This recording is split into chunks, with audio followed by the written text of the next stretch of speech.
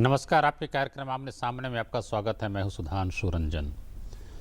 कल उच्चतम न्यायालय का एक फैसला आया है जिसमें कलकत्ता की एक कोऑपरेटिव सोसाइटी में जो फ्लैट था वो पिता की मृत्यु के बाद बेटी को दिया गया है, क्योंकि पिता ने ये इच्छा जाहिर की थी, बल्कि लिखा था कि नॉमिनी उनके मरने के बाद उनकी बेटी होगी।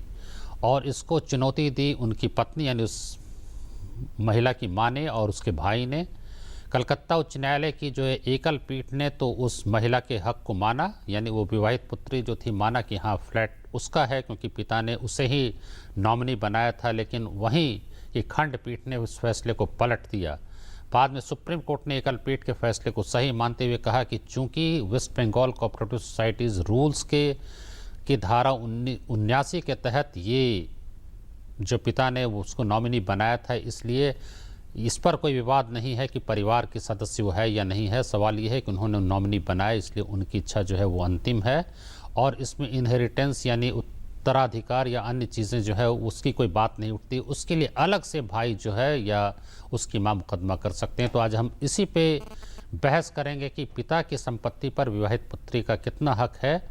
और इस बहस में शामिल हैं ज्योति तिवारी जो कि सेव इंडियन फैमिली फाउंडेशन की तरफ से हमारे साथ हैं, रेखा अग्रवाल जो अधिवक्ता हैं, और रंजना कुमारी जो कि जानी मानी सामाजिक कार्यकर्ता हैं और सेंटर फॉर सोशल रिसर्च सामाजिक शोध केंद्र की निदेशक हैं। आप सबों का स्वागत इस कार्यक्रम में। सबसे पहले रंजना जी आप बताइए कि आपकी क्या प्रतिक्रिया है। वैसे बहुत क्रांतिकारी नहीं है, लोग कह रहे हैं कि लैंडमार्क है, लेकिन जो कानून का अध्ययन करने के बाद पता चलता है कि वैसी कोई खास बात भी नहीं है, क्योंकि जो कानूनी प्रावधान है उसमें काफ़ी हक तो मिल ही चुका है। लेकिन फिर भी जो ये फैसला है इस पर आपकी क्या प्रतिक्रिया है? देखिए, हाल में एक परिवर्तन हुआ था कानून में जिसमें कि जो अर्जित संपत्ति है या जो पिता से मिली हुई संपत्ति है, अगर वो या खानदानी संपत्ति है, उसमें बराबर का हक लड़के और लड़कियों का होगा। ये कानून अर्जित संपत्ति में नहीं, अर्जित में तो जो लेकिन जो माँ बाप चाहे वो जिसको दे दे, अर्जित में नहीं। अर्जित नहीं, जो मतलब पिता से आई हुई जिसको पैतृक संपत्ति, जिसको पैतृक संपत्ति कहते हैं, उसमें बराबर का हक दे दिया गया।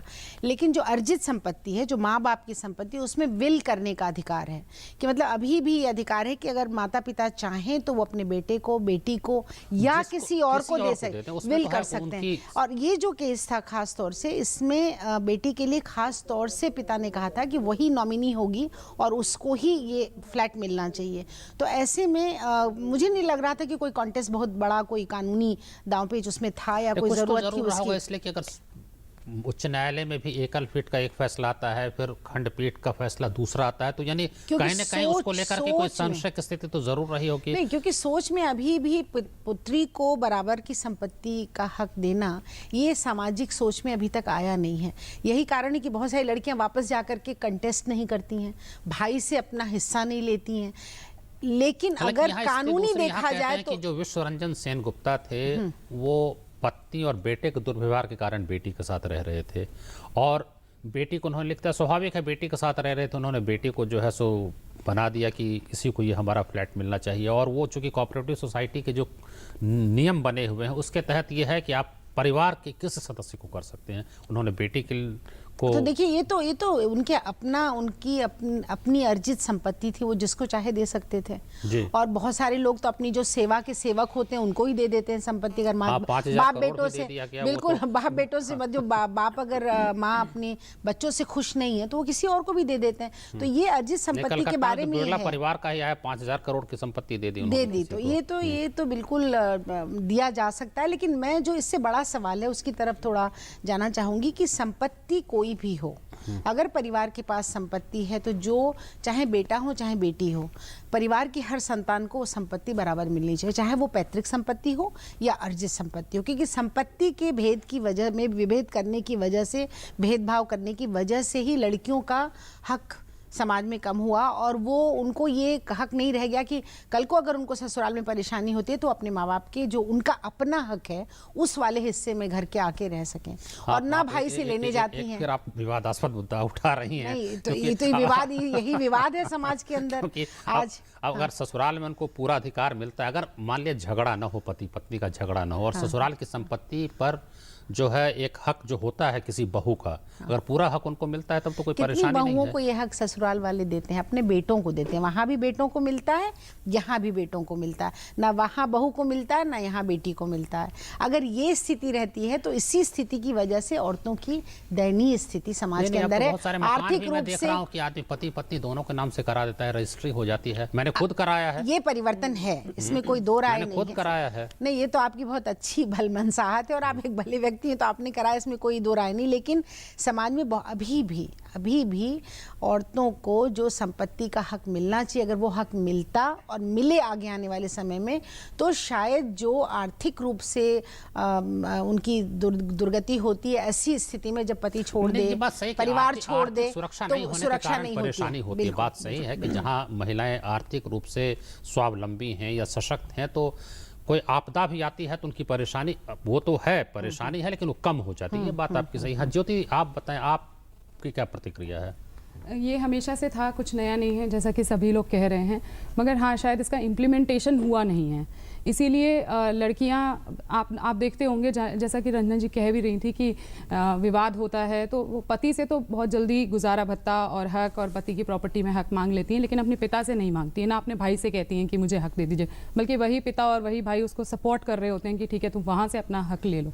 और मैं इस बात से एग्री नहीं करती कि प्रॉपर्टी में हक नहीं होता है। पुराने ज़माने में भी रानियों के महल हैं और लोग अपने वाइफ के नाम से प्रॉपर्टी खरीदा करते थे, ज्वेलरी उन्हीं की होती है, सब कुछ उन्हीं का हक होता है। ये कहने की बात है कि उनका हक नहीं होता। आज भी आप देखेंगे प्रॉपर्टीज़ में ज़्यादातर, यहाँ भी, शहरों में भी और गाँव में भी, प्रॉपर्टी में हक सबका वुमेन का होता है, लेकिन पति के घर में, हाँ, पिता अपना किसी भी बेटी को हक नहीं देता है, जिसका कि हिंदू सक्सेशन एक्ट का ठीक से इम्प्लीमेंटेशन होना बहुत ज़रूरी था, जो कि नहीं हुआ है।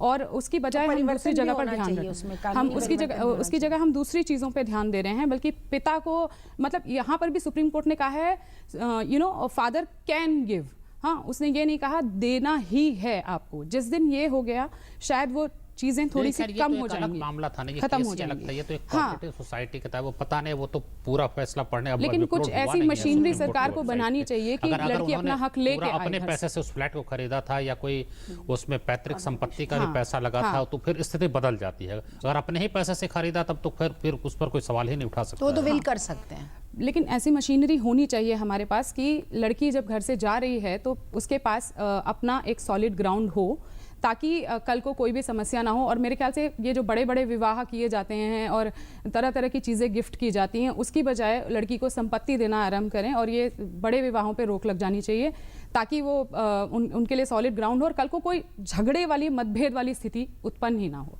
चलिए ठीक है, रेखा जी आप बताएं। देखिए, जितना मैंने ये पूरा फैसला पढ़ा नहीं है, परंतु जितना अखबार के जरिए पता चला या आपके चैनल के थ्रू पता चला कि आपने एक बात कही कि जो पुरुष थे जिनके बारे में, जिसकी संपत्ति के बारे में हम बात कर रहे हैं, उन्होंने नॉमिनेशन करा अपनी बेटी के नाम के ऊपर। तो सबसे पहले तो इस बात का हमें ध्यान रखना चाहिए कि nomination does not confer any title, यानी कि किसी ने अगर किसी को नॉमिनी बना भी दिया तो उसका अधिकार, वो इंश्योरेंस की बात अलग है, कोर्ट का बड़ा सीधा फैसला है, ये इंश्योरेंस की बात नहीं। नॉमिनी पैसा तो निकाल सकता है, पैसे निकाल सकते, बिल्कुल, कानून के तहत। मैं उसी बात को ध्यान रखते हुए कह रही हूँ कि अगर इस केस के अंदर, जो वेस्ट बंगाल वाला केस है, अगर जिन पुरुष की हम बात कर रहे हैं, अगर उन्होंने अपनी बेटी को नॉमिनी बनाया, तो इसका मतलब इप्सो फैक्टो ये नहीं है कि वो जो संपत्ति है उनकी हो गई।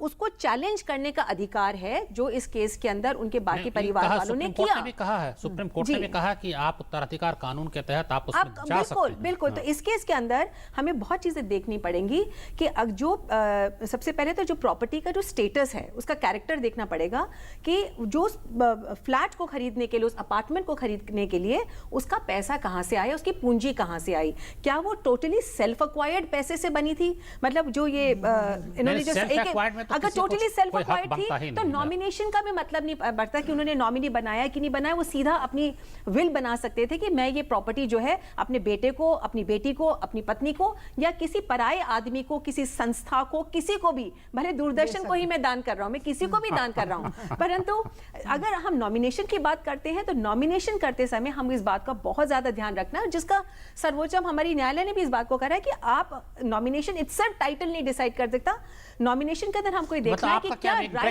राइट, इसका मतलब कि जो उसके पिता थे, अगर उन्होंने नॉमिनी बनाया, उनका ये अधिकार है नॉमिनी बनाने का, क्योंकि उनकी खुद की प्रॉपर्टी मतलब है। आपका ये मानना है कि अभी भी वो पूरी तरह से उसकी संपत्ति हुई नहीं है, उसको चुनौती दी जा सकती है? उसको चुनौती दी जा सकती है। और अगर उसके, और पहली बात तो ये भी देखना पड़ेगा कि जो वेस्ट बंगाल कोऑपरेटिव सोसाइटी के जो रूल्स हैं वो किस किस को अलाउ करते हैं। अगर इसके अंदर ये अलाउ करते हैं कि आप किसी भी अपने परिवार के सदस्यों को कर सकते हैं, तो वो any member of the family, तो वहां तक तो ये वाला जो एक उनका जो पड़ाव है इस लड़की का, वो एक पड़ाव तो वो क्रॉस कर चुकी हैं कि ठीक है, मैं पराई नहीं हूं, मैं भी उस परिवार का सदस्य हूं, भले मैं विवाहित हूं या अविवाहित हूं। सुप्रीम कोर्ट ने कहा कि अभी इसमें ये विवाद नहीं है कि परिवार का सदस्य कौन है। वही मैं कह रही हूँ, तो सुप्रीम आपकी कोर्ट ने कुछ बिल्कुल कहा वही मैं कह रही हूँ कि भले वो विवाहित हो या अविवाहित हो, वो फर्क नहीं पड़ता। अविवाहित और विवाहित में फर्क हो जाता है इस केस के अंदर, क्योंकि अगर वेस्ट बंगाल जो कोऑपरेटिव सोसाइटी के जो रूल्स कहते हैं कि any member of the family, तो वेदर शी इज मैरिड और अनमैरिड वो फर्क नहीं पड़ता, she is a member of the family, उसको नॉमिनेशन करने का अधिकार है,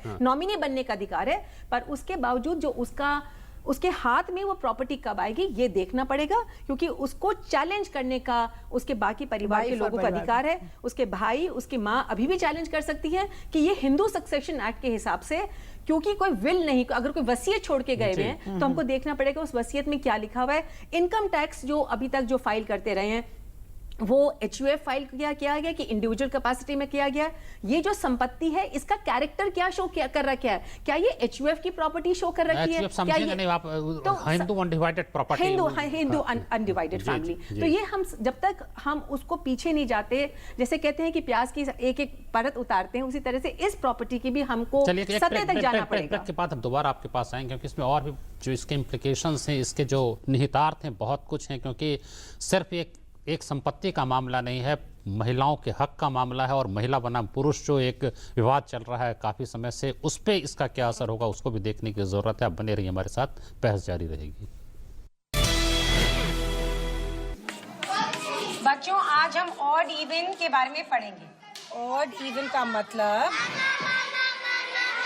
मैम 15 अप्रैल। नहीं मैम, 15 अप्रैल से 30 अप्रैल तक। ऑड का मतलब ऑड डे पर और नंबर की गाड़ी, और इवन डेट पर इवन नंबर की गाड़ी। बच्चों को भी पता है, क्या आपको पता है? दिल्ली में 15 से 30 अप्रैल तक लागू है ऑड इवन, ताकि प्रदूषण और ट्रैफिक जैम से मिले दिल्ली को राहत। आप सबने दुनिया भर में क्या मिसाल बनाई है, जिस सफाई से आपने कचरा वहीं फेंक दिया। और मन्नू आंटी क्या कूड़ा फेंकती हैं, ओलंपिक्स के गोला फेंकने वाले भी शर्मा जाएं। और ये देखिए, लक्ष्मी भाभी की सफाई तो गांव-गांव में प्रसिद्ध है। हमारे सुखिया भैया मन की करते, जहां सोचा वहीं शौच कर दिया।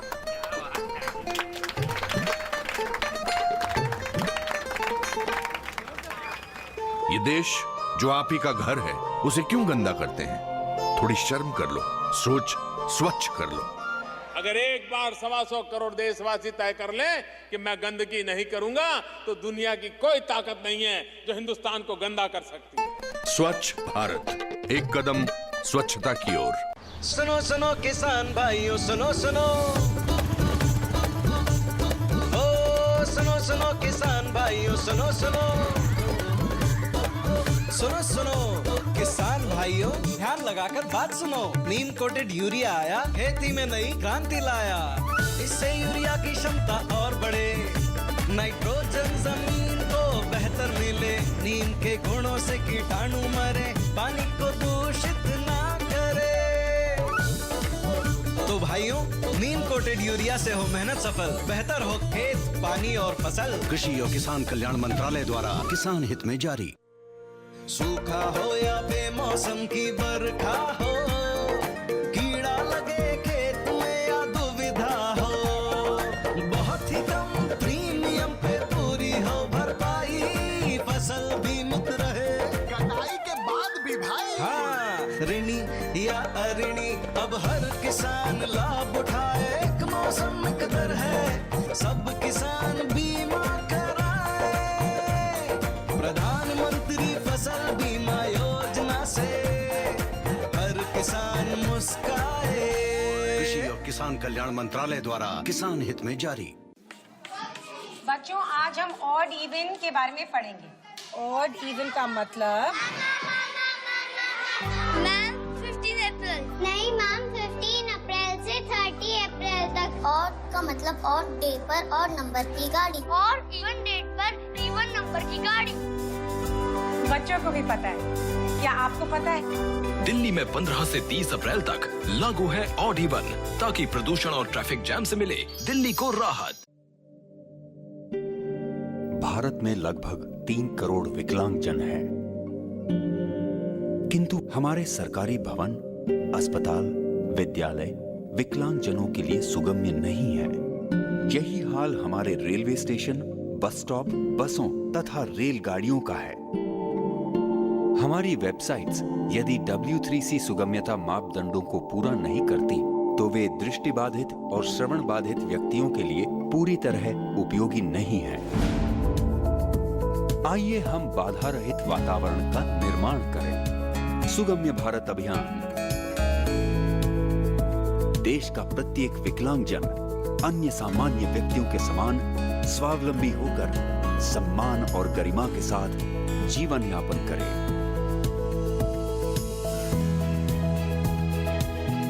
सुगम्य भारत, सशक्त भारत।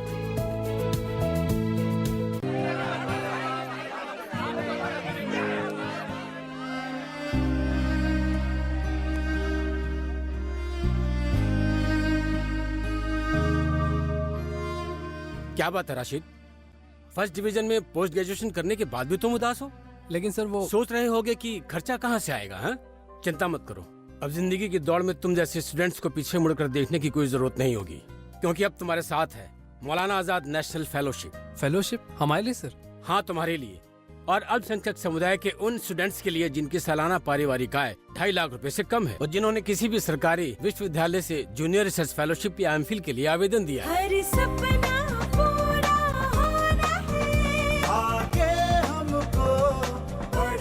अधिक जानकारी के लिए लॉग इन करें www.minorityAffairs.gov.in पर या कॉल करें टोल फ्री नंबर 1800112001 पर। सबका साथ, सबका विकास।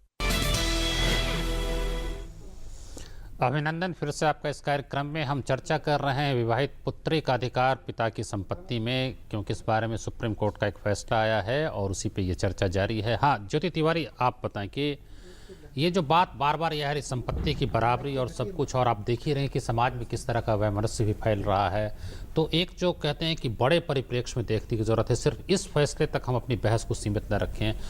उसमें जैसा कि रंजना कुमारी कह रही थी कि हाँ संपत्ति में बराबर का अगर हक मिले, तो क्या आप मानते हैं कि सिर्फ बराबरी के हक से समस्याएं दूर हो जाएंगी? नहीं, देखिए जैसे कि बात जब यहाँ तक आई है कि पिता की संपत्ति में भी हक होना चाहिए और पति की संपत्ति में भी हक होना चाहिए, हम केवल अधिकार की बात कर रहे हैं। हम उत्तरदायित्व देने की तो बात ही नहीं कर रहे कि बेटी का उत्तरदायित्व क्या होता है, बहू का उत्तरदायित्व क्या होता है घर में। संविधान भी जब हमें राइट्स देता है तो साथ में ड्यूटीज़ भी देता है। तो समस्या यहाँ पे आई जहाँ पर हमने केवल अधिकार तो बता दिए लेकिन उत्तरदायित्व नहीं बताया। क्या वो बेटी माँ बाप का ख्याल रखती? इस पर्टिकुलर केस में उसने पिता का ख्याल रखा था। क्या हर केस में ऐसा होता है? या वो अपने पति क्या और ससुराल वालों का ख्याल रखती है? हमने ये तो देखा नहीं। और यदि बेटा ना ख्याल रखे तो हमारे पास CRPC 125 है, हम उससे गुजारा कहते हैं कि बेटी को भी जिम्मेदार बना दीजिए। बिल्कुल बिल्कुल, जिम्मेदारियां दीजिए उसे। हम बेटे नहीं, देखिए मैं मेरी बात अभी पूरी नहीं हुई है। CRPC 125 में आप गुजारा भत्ता लड़के से मांग सकते हैं, अपने पुत्री से नहीं मांग सकते हैं। यदि आप अधिकारों की ही बात कर रहे हैं तो जिम्मेदारियों का भी बंटवारा कीजिए। वकील साहब बता देंगे कि संक्षेप, उसके बाद हमको उषा टंडन जी के पास जाना है। आप बहुत संक्षेप में प्रतिक्रिया दीजिएगा। नहीं, हमें लग रहा है कि देखिए जिम्मेदारी जहाँ तक सवाल है, गैर जिम्मेदार जो है वो बेटा भी हो सकता है, बेटी भी हो सकती है, बहू भी हो सकती है, कोई भी गैर जिम्मेदार हो सकता है। और आजकल बुजुर्गों का ख्याल न रखना, तो लेकिन अगर आप बेटे को जिम्मेदार बनाते हैं कि माँ बाप का ख्याल रखे और उसके लिए बाजाबता एक कानून बना हुआ है। हाँ। तो जब बराबरी का हक संपत्ति में आप बेटी को देने को तैयार हैं या दिया जाना चाहिए, तो बेटी पे जिम्मेदारी देने में क्या दिक्कत है? नहीं, कोई दिक्कत नहीं है। मतलब 125 में अगर बेटी को नहीं, बिल्कुल दिक्कत नहीं है। हम तो कह रहे हैं कि जो देखिए, जो खासतौर से पिछले समय जब मीरा कुमार मिनिस्टर थी, तब एक प्रपोजल आया था कि लड़के लड़कियों को बाइंडिंग करिए, कि अगर वो ख्याल नहीं रखते हैं तो अगर अक्सर क्या होता है, मतलब बिल कर देने के बाद वो सीआरपीसी की धारा 125 संशोधन करके आप जिम्मेदारी दोनों को दीजिए, लड़के को बेटी को। लेकिन नहीं, यहाँ सवाल तो 125 धारा तो एक उसका एक शिकायती का समाधान है। लेकिन मैं तो कह रही हूँ कि जो बदनीयती से आप हिंदू अनडिवाइडेड फैमिली का जो पूरा कानून सक्सेशन एक्ट बदला गया अंबेडकर साहब के जमाने में से लेके आज तक, उसको विवादित ही रखा गया। उसमें कभी नियत नहीं बनी कि औरत और मर्द को, लड़के और लड़की को बराबर का हक मिले। प्रोफेसर उषा टंडन विधि संकाय में दिल्ली विश्वविद्यालय में। उषा जी, आप देर से आई हैं, इसलिए आप पहले अपनी प्रतिक्रिया इस फैसले के बारे में और थोड़े बड़े परिप्रेक्ष्य में इस पर प्रतिक्रिया दीजिए। पहले तो मैं ये कहूँगी आपकी गाड़ी देर से पहुँची जो देर से आई। खैर एनीवे, अगर हम बात कर रहे हैं उस सुप्रीम कोर्ट के जजमेंट के परिप्रेक्ष्य में जिसमें ये कहा गया है कि फादर अपनी विवाहित बेटी को प्रॉपर्टी दे सकता है, तो वो तो एक पर्टिकुलर कॉन्टेक्स्ट में है जी। वो जो उसका कॉन्टेक्स्ट है वो दैट वाज रिगार्डिंग वो कोऑपरेटिव सोसाइटी के नॉमिनेशन के कॉन्टेक्स्ट में चर्चा हो गई, तो वो तो जो है एक पहलू है उसका। अगर हम सिंपल इसी चीज़ को आगे बढ़ाना चाहें तो बहुत सारे तरीके हैं जिसके द्वारा जो फादर है अपनी बेटी को प्रॉपर्टी दे सकता है। वो जो तरीके हैं, गिफ्ट भी हो सकता है अपनी लाइफ टाइम में, हाँ दे सकता है, कानून अलाउ करता है, विल के थ्रू भी दे सकता है, और इनहेरिटेंस में भी 2005 के बाद तो भली वो सेपरेट प्रॉपर्टी हो, जॉइंट फैमिली प्रॉपर्टी हो, तो को-पार्टनर ही बना दिया, यानी बेटे बेटी को बराबर का इसलिए जो है उसको पूरा जो है वो हक मिल ही गया है। तो जहाँ तक अगर हम लॉज की बात करें तो लॉज तो are responding to the needs of the women. तो और दूसरी एक पहलू ये आ जाता है कि किस हद तक वो जो लॉज हैं सोसाइटी में इम्प्लीमेंट हो रहे हैं। कानून ने तो अधिकार दे दिए, क्या वो अधिकार वाकई ही बेटियों को या फादर के बाद जो है ब्रदर और सिस्टर में उनको मिल रहे हैं? क्या आपका क्या मानना है? पहली बात तो ये है नहीं मिल रहे, बिकॉज जो हम अपनी स्टडीज देखते हैं, जो सेमिनार कॉन्फ्रेंसेस में जाते हैं, पहली बात तो ये है कि जो डॉटर्स हैं, केवल जो है जायदाद पे हक मिल जाने से समस्याओं का हल हो जाता है। लेकिन वो एक चीज तो अपने आप में काफी इकोनॉमिक एम्पावरमेंट कहाँ से आती है? इकोनॉमिक एम्पावरमेंट के लिए एम्पावरमेंट नहीं होता है, सशक्तिकरण पति और ससुराल की संपत्ति से होता है कि नहीं? कहाँ मिलती है? देखिए वो दूसरी चीज है, लेकिन आप ये क्यों कह रहे हैं कि अगर एक चीज मिलती है तो दूसरी ना मिले? जो एक चीज इक्वालिटी के बेसिस पर जो है दोनों को मिल सकते हैं, वो क्यों ना मिले? लड़की को जो है मायके की भी संपत्ति मिले और पति की भी संपत्ति मिले। लड़के को केवल एक संपत्ति है, पिता की संपत्ति, उसको क्या संपत्ति मिले? उसमें से भी पिता की मर्जी है। अगर आप कह रहे हैं सशक्तिकरण में, तो लड़के के पास नहीं, देखिए इसमें ऐसी वाली चीज नहीं है। अगर हम इसकी आप हिस्ट्री देखिए, अगर आप प्रॉपर्टी राइट्स के अगर आप हिस्ट्री देखिए तो उसमें तो औरतों को तो जो है पर्टिकुलरली डॉटर्स को तो विलफुली एक्सक्लूड किया गया था। तो ये वाली बात है कि आपको देखिए, आप ये गलत सुधांशु जी, ये अधिकार हम उनको दे नहीं रहे हैं। It's not that we are giving them, it is just we are restoring them. ये अधिकार उनसे लिए गए थे, जो उनको दिए जा रहे हैं वापस। लड़की को मिल रही, गलत कह रहे हैं, क्योंकि मैट्रिमोनियल राइट टू प्रॉपर्टी नहीं है। अगर औरत को घर से बाहर निकाल दिया पति ने किसी कारण से, तो उसकी संपत्ति पर या इस औरत को कोई हक नहीं है। दुनिया के सब मैट्रिमोनियल राइट टू प्रॉपर्टी नहीं है, दोनों तरफ का नहीं मिल रहा। ऑडिट होना चाहिए कि औरत ने गलत है, दोनों तरफ का मिल रहा है। आप एक एक्सट्रीम उदाहरण दे देती है कि घर से निकाल दिया, रहने पर भी नहीं मिलता है, रहने पर भी हक नहीं है। बिल्कुल मिलता है, बिल्कुल मिलता है। नहीं क्या मैम, सारी प्रॉपर्टीज वुमेन के हाथ में होती हैं। शिक्षक बैठी है, नहीं मुझे पता है। आप कहते हैं कागज की लेखी, मैं कहती हूँ अखियों की देखी, मैंने देखा है। इफ आई मे इंटरवीन, देखिए please if you allow me to speak. देखिए जो हम वुमेन के इश्यूज, पर्टिकुलरली मैं आपकी तरफ इशारा कर रही हूँ, वुमेन के इश्यूज को, उनके राइट्स को आप तब तक नहीं समझ सकते हैं जब तक आपको एक बेसिक फाउंडेशनल उसकी ओरिएंटेशन या सेंसिटाइजेशन ना हो। बिकॉज ये इस तरीके की चीजें जो है हम बहुत सुनते हैं, हम बहुत सुनते हैं। वो जब तक वो बेसिक पूरा समय तो नहीं दे पाए, लेकिन अब हमारे पास समय, रेखा जी अब समय समाप्त हो गया है, फिर भी आप 10 सेकंड। एक बात बस ये कहना चाहती हूँ कि जो आपने 125 धारा की बात करी थी, वहां पे मैं स्पष्ट कर दूं कि जो सीनियर सिटीजन एक्ट आया उसके बाद में कोई भी, चाहे वो बेटा हो चाहे वो बेटी हो, अगर किसी बेटी को भी अगर कोई संपत्ति मिलने की आशंका हो, इनहेरिटेंस की आशंका हो, तो उसके जो माता पिता है उसको उस अपनी बेटी से गुजारा भत्ता मांगने का अधिकार रखते हैं। ये भी एक पर्टिकुलर कंटेक्स्ट में है। नहीं तो कोई भी, एक मिनट, तो अगर हमने जो बात कही मैं उसका जवाब देना चाहूंगी। जवाब नहीं है इसका, ये है निहित है, इसमें कोई जवाब नहीं। जवाब होता है क्या? और इसके अलावा बस इतना कहना चाहती हूँ कि जो हमें कहते हैं ना कि क्या बेटियों को भी दोनों तरफ मिल रहा है, ऐसा नहीं है, क्योंकि जो पत्नियां हैं, जो विवाहित औरत है, उसका अपनी पति की संपत्ति में कोई अधिकार नहीं होता।